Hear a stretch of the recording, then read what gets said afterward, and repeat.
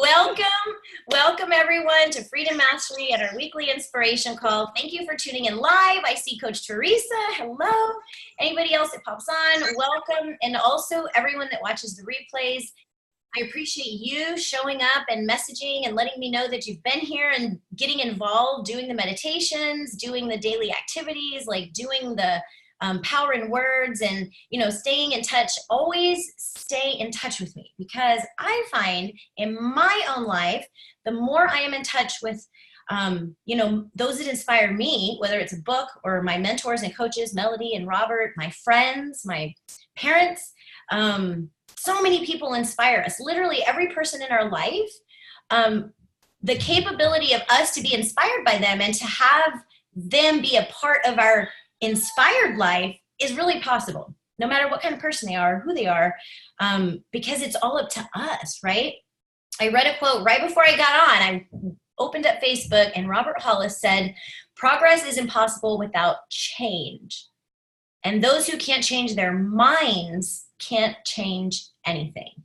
And in my own personal experience, it always comes back to my mind. Where am I putting my own mind in my life, right? And how much of a part am I playing, with my own mind? So what I'm going to do today, there's about three vocabulary words, right? I'm into keeping it simple, but it's going to go a little in depth. I'll explain. So the first thing that Melody said on Robert's Saturday call yesterday, actually, I think I put that on here, that, being inspired by others opens up parts of our minds that we actually don't open on our own, that we can't open on our own. It's like everybody has a little key to a piece of, not necessarily our minds, but our life. Maybe you could see it like that. However, we're the true key holder, right? We're the first key holder of our mind, even before our spouse, even before God, right? We've got to even allow God to come into our minds. Like, how powerful is that? We literally have all of the control we really want in our life, though sometimes it feels like we don't, right? So here's some things that we'll talk about today that will allow us to take control of our mind and our heart and our life in all situations, no matter what. Literally, in any moment, anything could happen to us. And these things here, what we'll talk about today, will allow us to have peace of mind, to continue to live authentically to who we really are versus who, we are expected to be, or who the world wants us to be, who we're needed to be. There's all these other words, but who are we? Who are we, and how do we stay that way, right? How do we not get influenced almost instantaneously sometimes by life's experiences, right? How?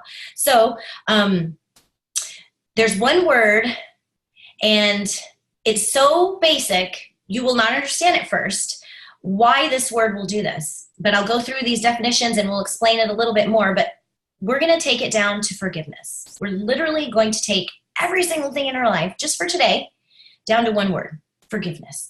Are we willing? I wrote down, are we willing to question the values we hold? What do we value? Our natural inheritance, what we're born into the world with, is love. Love is our natural inheritance. So that is seemingly our value, our very first value we could have. Love, because that's what we're born into. We were born of love. Despite whatever that act might have been called, we're all born of love between two people. Here's peace. Forgiveness is where true peace lives. And, there's ways we don't realize we can forgive. And then we'll talk about those today. So nothing true can be threatened, right? Our truth is our truth. Nobody can take it away. Nobody can make it any less. Nobody can force us to believe anything different than what our truth is in our heart and what we feel is real to us, right? So the first word I'm going to just give you the definition of is abstraction. So it comes from the word abstract. But it has been said, not the definition, but what it's been said to be the natural condition of our mind. Abstraction. abstract. So think of art, right? Think of abstract art and what that looks like, right? There's no literal design in it. It's abstract, right? It's left to what? The imagination, right? Think of nature. When you look out in nature, everything is abstract. There's no duplication or little duplication you can see. Like every leaf is different. Every tree is different, right? Abstract, the shapes of the leaves, the shapes of the clouds. When will we ever see two identical clouds? Abstract. It's all abstract.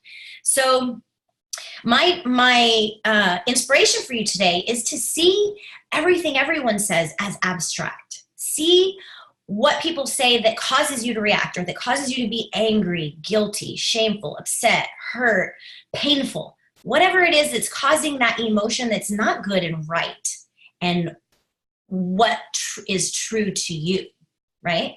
See it as an abstract. See it as something abstract that you literally can build right then and there as that person says that, or as that experience is happening.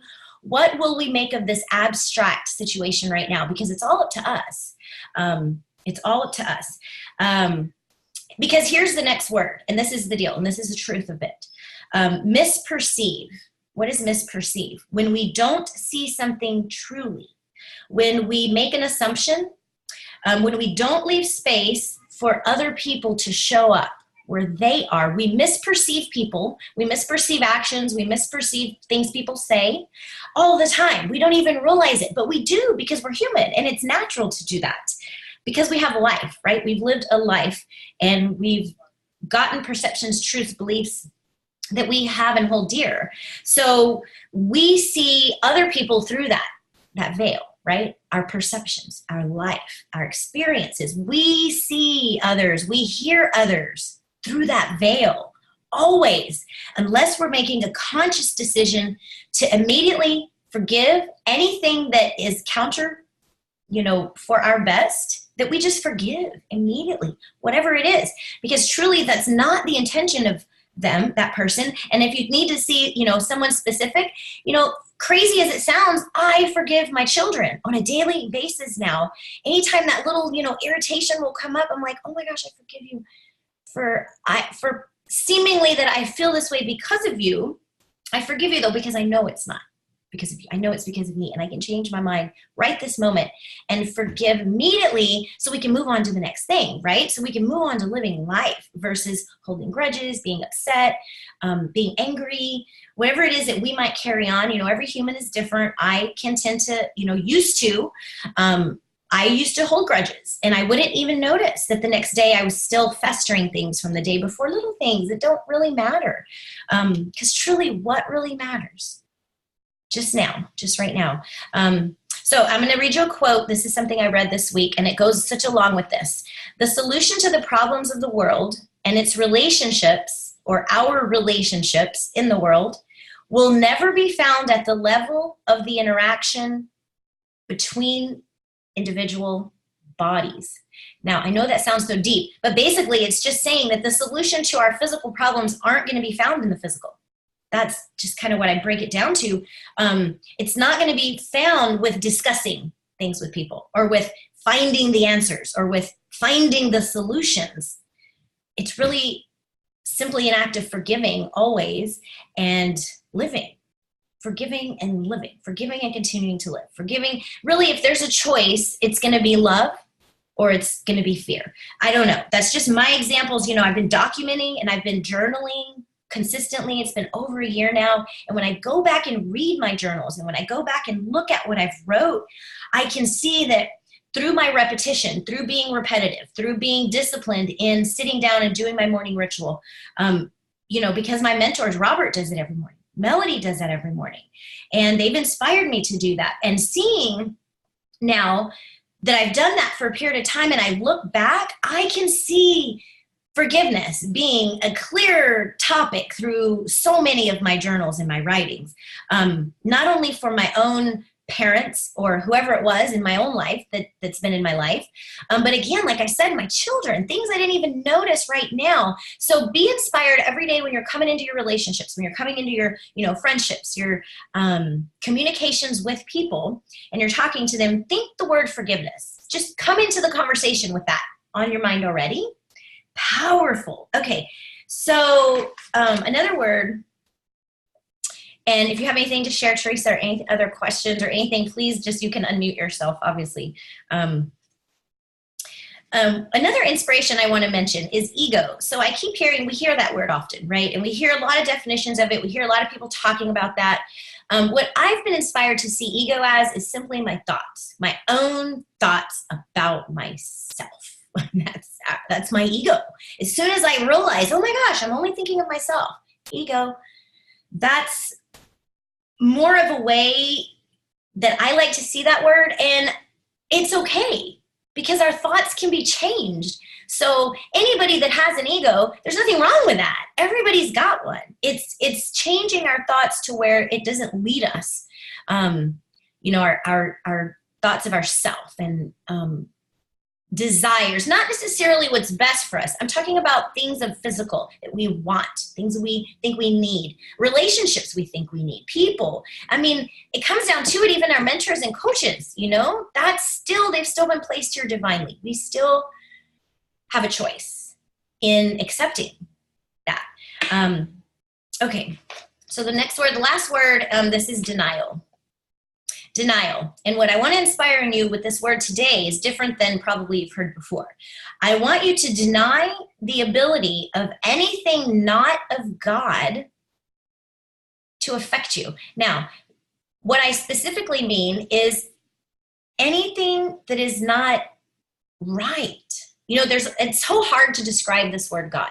It's really hard to put words on it.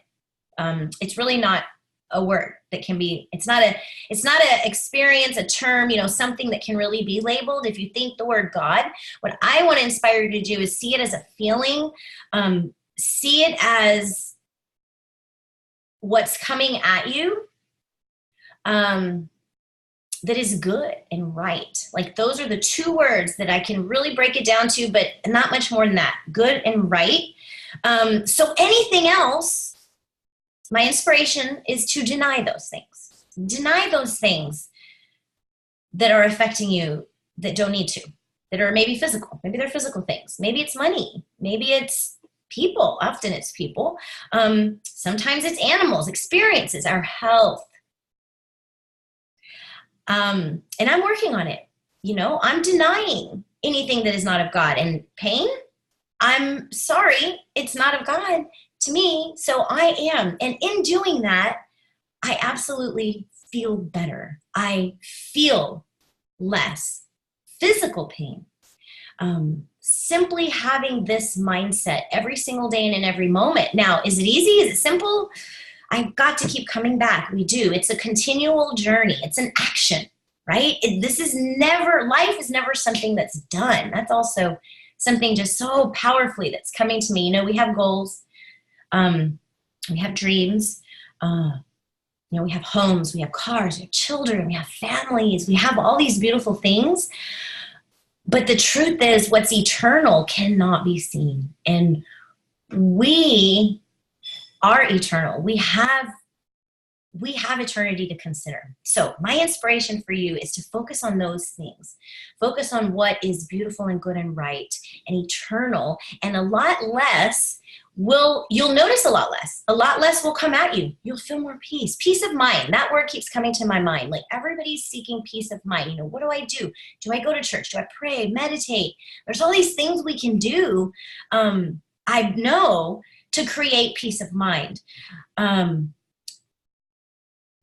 if we're not handling the basics first, just simply being okay with who we are, where we are, what we're doing at this moment in time, it's an acceptance and an acknowledgement before there can ever be a change or anything more even. If we're struggling to get more, it's not going to come. It's an acceptance of where we are now and a pleased, being pleased with this, that brings more. I do believe that. So one thing Robert Hollis always says is we can be right or we can be happy. And then Melody said the other day, and then we'll end here, this is the last thing, is happy people are often right, but you wouldn't know it because they're often smiling more than they're talking. So we have 2 ears, 1 mouth, we have 2 ears and 2 eyes. Look, listen first, forgive, then speak. Huge, powerful difference in our conversations. In every single conversation I have now, no kidding, there's an ounce of forgiveness almost there. And it's unexplainable sometimes, I'll admit. It's a feeling. It's a feeling of accepting human and accepting our humanity and who we are. First of all, for ourselves. First of all, for who we are. And a powerful, furious acceptance is needed of who we are first before we can ever even just share who we are with anyone. If we can't accept where we are, who we are right at this moment, it's really difficult to share out and be the light that we are called to be. So accepting us and forgiving and being free is my inspiration and my hope and my prayer for you, Coach Teresa, and for everyone else that comes on to watch these replays. I love you all so much. If you have anything to share, please come on out. Otherwise, we will call it a morning.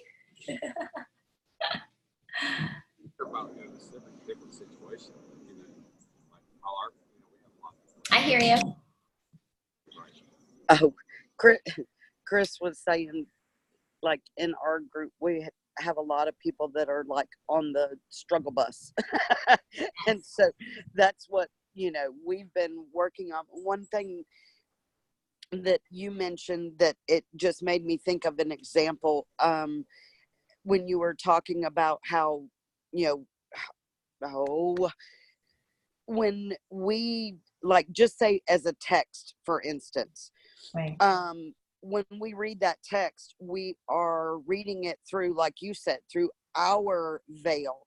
And so a lot of times you may read it and you may take that a certain way, and that's so totally not what the person meant at all, but you're reading it in the way that you see it from your perspective.